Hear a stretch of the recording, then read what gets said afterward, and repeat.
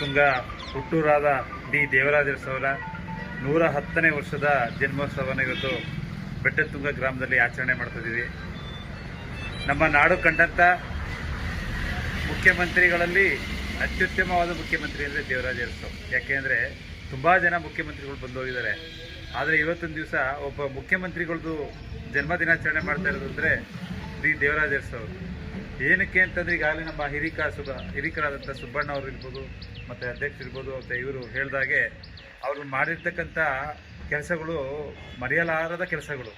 ಆ ಥರದ್ದು ಕೆಲಸಗಳನ್ನ ಈಗಿನ ರಾಜಕಾರಣಿಗಳು ಅದನ್ನು ತಗೊಂಡು ಮಾಡ್ಕೊಂಡು ಹೋಗಬೇಕು ಅಂತ ಈ ಸಂದರ್ಭದಲ್ಲಿ ಕೇಳ್ಕೊಳ್ತಾ ನಾನು ಮಾತಾಡೋದಕ್ಕೆ ಅವಕಾಶ ಕೊಟ್ಟಂತ ನಿಮ್ಮೆಲ್ಲರಿಗೂ ಧನ್ಯವಾದಗಳನ್ನ ಹೇಳ್ತಾ ನನ್ನ ಮಾತು ಮುಗಿಸ್ತೇನೆ.